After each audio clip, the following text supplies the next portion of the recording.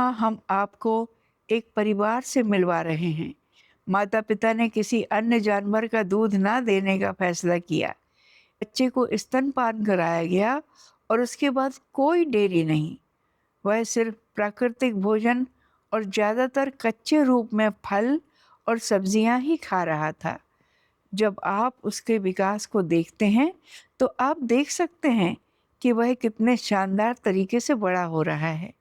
यह हमें अपने बच्चे को जीवन में बहुत कम उम्र में डेयरी उत्पाद देने के बारे में पुनर्विचार करने के लिए मजबूर करता है। मुझे लगता है कि एक बात जो हमने शुरू से ही समझी थी, वह ये थी कि भोजन को उसके नेचुरल रूप में ही खाया जाना चाहिए। ये ओवर प्रोसेस्ड नहीं होना चाहिए। और जब तक आप उस सिद्धांत पर टिके रहेंगे, तब तक यह बहुत स्वस्थ रहेगा। हमने इसके संकेत बहुत पहले ही देख लिए थे। इसका परिणाम, हम हमेशा यह सवाल करते थे कि अगर आप डेयरी उत्पाद नहीं खा रहे हैं, तो शरीर को कैल्शियम कैसे मिलेगा।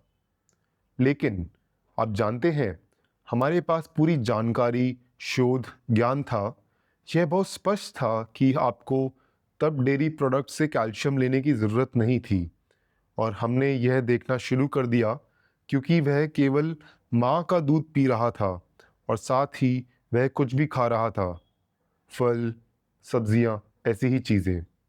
यहाँ तक कि जब उसके पहले दांत निकल रहे थे, तब भी हमें परिणाम दिखने लगे, क्योंकि जब वह 8 महीने का हुआ तो उसके 8 दांत पहले से ही थे।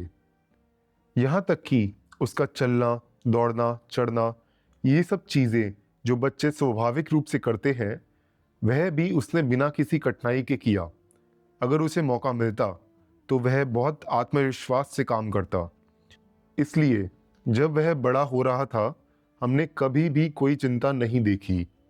जैसा कि आप देख सकते हैं, उसकी शारीरिक विशेषताओं में वह बहुत अच्छी तरह से विकसित हुआ है।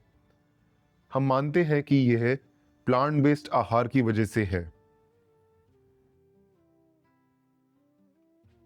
भगवान ने दिया हुआ खाना खाते हैं,